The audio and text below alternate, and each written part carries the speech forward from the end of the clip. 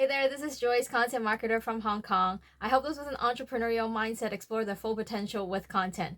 For today's video, I want to share with you all how I managed to achieve first page ranking for my website on WIX. Now, I'm not an SEO expert, I am a content marketer, but I do have some myths to bust and some value to share that I believe you can't find elsewhere. So be sure to stay tuned and watch the whole video. And of course, for those who are new to my channel, be sure to check out my other videos here as well. And of course, remember to like, subscribe, comment, and let's get to it. I've been an avid Wix.com user for years. I've built joyceandcontentmarketing.com on Wix. However, I don't have any affiliated marketing relationships with them. So what I'm about to share here are all my personal experiences. I understand that Wix has had its bad rep in the past. However, I really appreciate their growth throughout the years, as illustrated in their own video here as well. So if you're actually wondering how you can start and build your own website, or if you're considering Wix.com, be sure to check that video out as well. Now, of course, when we talk about SEO, the first thing we need to digest and understand is what is it anyways? The first thing I need to mention and highlight is that SEO is not just about keywords. It's the readability of your website for both bots, so search engines, as well as human beings, so searchers and people like you and I. In order to increase that readability, there are tactics to use, like user experience, like your sitemap, how crawlable your website is, and of course, keywords. Now, the first myth I do want to debunk here is that a lot of people dive head straight into SEO by thinking they should create blogs. However, for myself, I think there's one thing that people often overlook, and it's their landing page, their website, the pages that's being hosted on their web. In order to achieve SEO, or the easier way to do it, is really to get those pages up to par when it comes to SEO requirements and get your keywords, ideas, the content on those pages. Now, instead of talking about the more complicated things like branding, web design, content strategy, target audience, persona, and all those things, I think the first thing that people should really focus on is the organization of their website. Many people jump in and build a lot of pages without realizing what should be linked to what, how they should drive the traffic from one page to another. But the most important thing here is think about it like a story. When you're building a website, what you want to do is take your audience and your traffic to go from one point to another so that at the end of the day, they understand what you're trying to tell them. They understand your mission, your vision, and whatever you're offering to them. So the first thing in order to ace SEO, in my opinion, simply put, is to organize your website well. Think about the first stage, second stage, third stage, and treat your main homepage as that big gateway for people to enter into your world. Now, this might be a spiky point of view, but as a content marketer, here's the second myth I want to debunk. A lot of people start their content creation process hoping to rank by doing their SEO research. Once they get their questions that their potential audiences ask and the keywords that they need to include, they start firing away, whether releasing them as blogs or as landing pages or as text on their website. In my opinion, I do it the other way around. I really go deep and ask myself, as a personal brand, what am I out here to provide? What value can I provide to these people? What are the things I'm capable of doing? What are the things I'm passionate about and is able to offer unique opinions on? I think about that first and I jot down a list. Literally some stories and content that I'm capable of creating passionately before I even go in and do my research. Why do I do that? It's because I need to ensure the consistency of my content. Obviously, I can go and just do the research and create content that way. But there's no way for me to ensure I am always going to provide unique point of views on those topics. I can't just be chasing around people's desires and questions and demands if I really don't have the answer to them. It ends up being a very shallow, watered down piece of content, and it's not going to drive high engagement or long average time spent on my website anyways. So how would you be able to do that? My suggestion is to always tackle branding first. Finalize it, be sure to write down your elevator pitch, the offerings, your unique selling point, mission, vision, all the values that you're able to offer before you actually jump into doing SEO and keyword research. Because then once you jump into those research, it's very easy for you to tell what topics you're capable of tapping into and what topics perhaps is not the right thing for you. Then what you end up with is a very naturally niched down topic of content that you should focus on.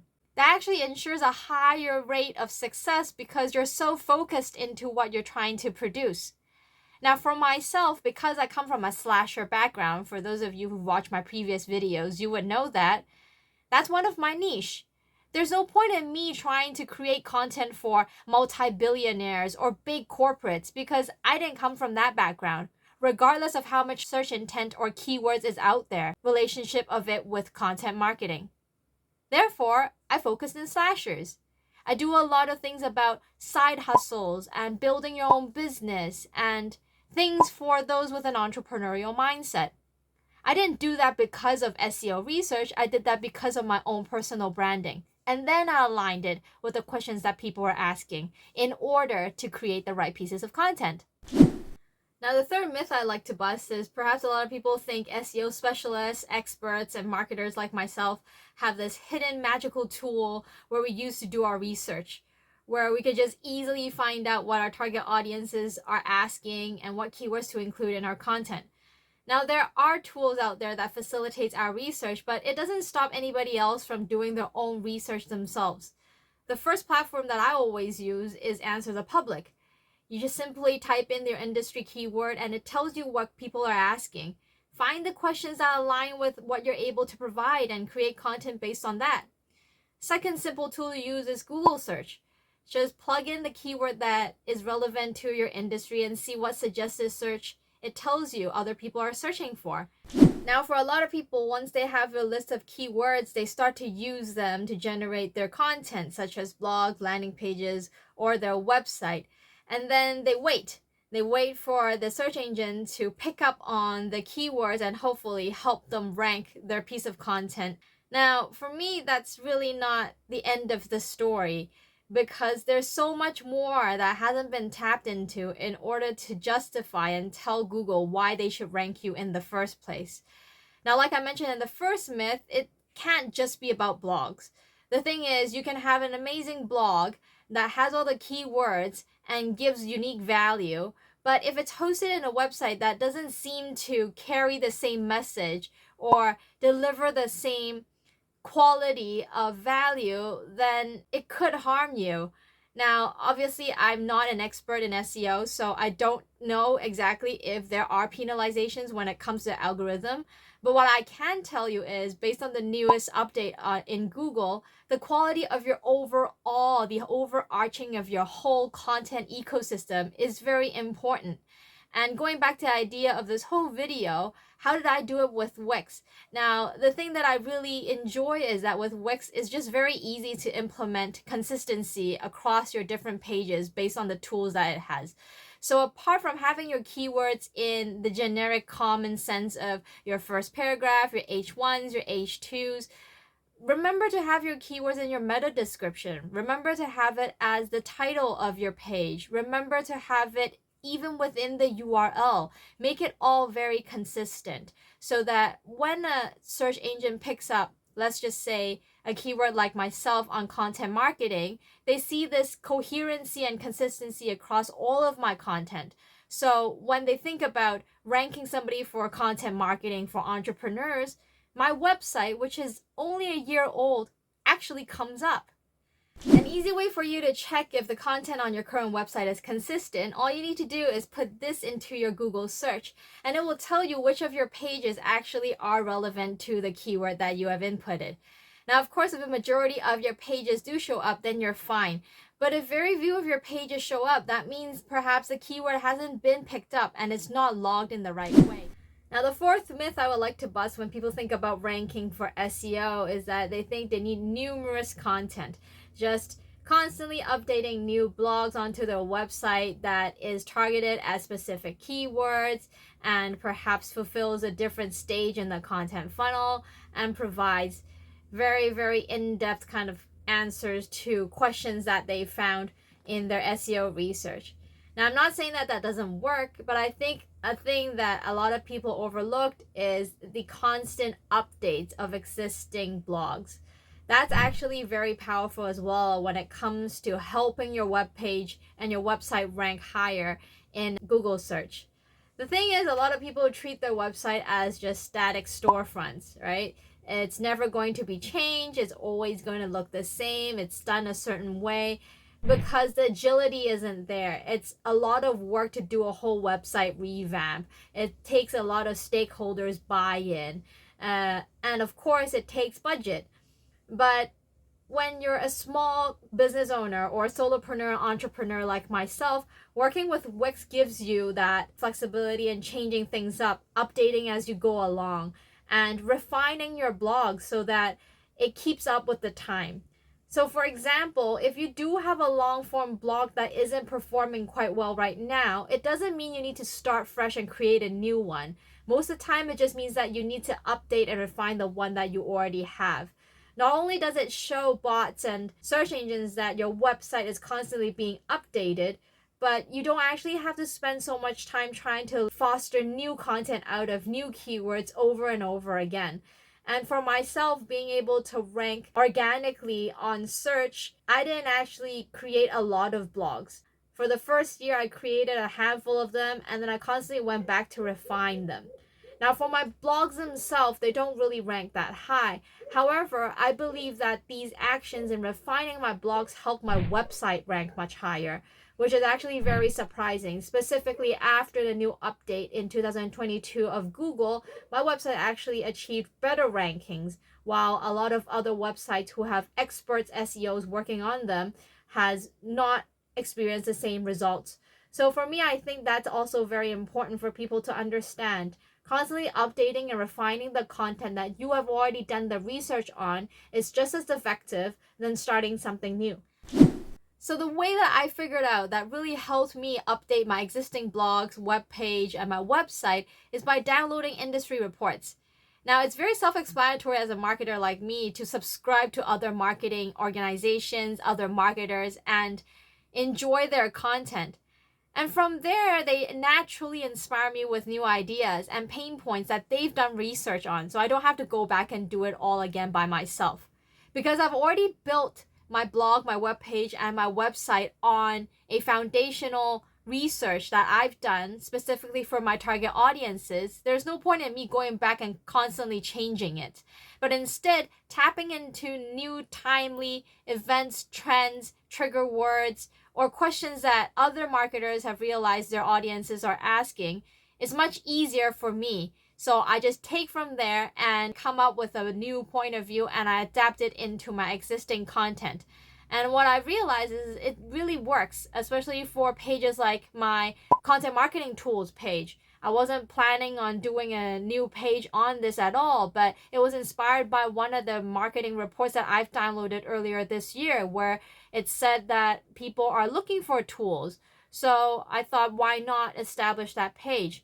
Now, this page now becomes a page that will constantly be updated as time goes by. When there's new tools that I use, when there's new things I want to recommend, new experiences. And I treat that as something that is very important for the overall health of my website. And I think that would be something that could help inspire you as well when it comes to thinking about tackling SEO and helping your website rank instead of just thinking about new blogs. The fifth and final myth I would like to bust, which might be counterintuitive for a lot of people out there who has a passion for SEO, is that I personally don't believe you need to rank a lot of content on the first page in order to be seen as successful when it comes to optimizing your SEO. Now, by that, I want to go back to one of the points I made earlier on in this video about engagement and average time spent on your website. Now, a lot of clients or companies, they focus on that first landing of the traffic. So they think if I have a piece of content that ranks page 1 and is geared towards a certain keyword, the traffic will search, come in, and perhaps convert or become a potential lead. And the more they do that, the more leads they get, or the more people become aware of their company. For me, I have a slightly different point of view to that. What I think is a whole website is like your house. Opening more doors to your house doesn't necessarily invite more guests to come in or better quality guests. Instead, I believe that if you have maybe 2 to 3 really good doors that's located in the right location at a house that leads to a road or a path or a garden outside that welcomes people to come in, then the likelihood of these traffic or these guests being very high quality is much higher than just having a lot of doors for your website. So SEO to me is that sort of function. It acts as a gateway or a door for people to find your house. Therefore, the ultimate success of proving SEO is truly a tactic that helps build your business is not by ranking better for a lot of content on first pages, but by having these right doors at the right location of the search process or the search journey of your customer. And the most important metric that I would gauge by is the average time spent instead. So how long do these people actually stay in your house and consume that piece of content? Because you're going to have a lot of first page ranking content, but people can immediate exits resulting in very high bounce rates. And that will result in an overall jeopardization of your website in ranking higher next time, because Google then would think, well, you're telling all these people to come in, but they don't stay or they don't navigate. So imagine having them in your living room and they never go into the kitchen or they never go into the dining room. That's actually not a great case scenario for Google to recognize your website when it comes to the quality of it. So as a content marketer myself, I use SEO as a tactic to open these gateways to welcome my target audience personas to come into my house. But then the work really actually happens within the house. How well has I built my call to action for them to naturally lead on to another page? How long are they spending on my content? Do they navigate to more than one page? All these things actually are most valuable results of doing SEO at the end. And a lot of people seem to overlook that and just focus on how many pieces of content they have ranking page 1.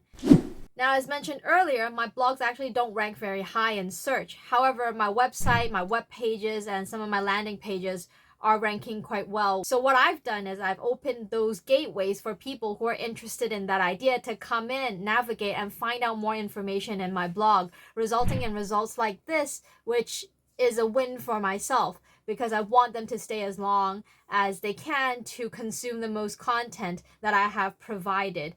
And for yourself, if you want to be able to achieve or strive for numbers like this, I think Wix does a very good job to make it very easy for you to play around with the setting of your house, which in our case, as an analogy for your website.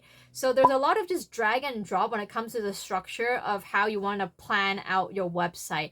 Instead of having it very fixed, so this page leads to this page and it's under this title of this menu, you can easily just drag and drop things when you realize that the navigation can be improved. And that is what I do almost every single month. I refine that, not just my content, but also the way that the website is set up. So I look at the average time spent and the pages that's being navigated, and I ask myself if there's any content gaps. Am I able to facilitate my users to navigate from here to there by adding maybe another blog, or by adding a call to action, or another strip, which is what is called on Wix, there with a button or an image or a video, things like that. And that at the end of the day really help your audiences, so that if they do come in through one of your SEO doors, they know where to go next and they become returning visitors over time because they find value in your website. And that's a win-win for everybody, yourself, your audience, as well as obviously SEO optimization. And that's it. Those are my attempts in busting 5 SEO myths and how I got my Wix made website to rank first page. If you have any questions, sure to leave me a comment below. Work smart and let content build your success. Until next time.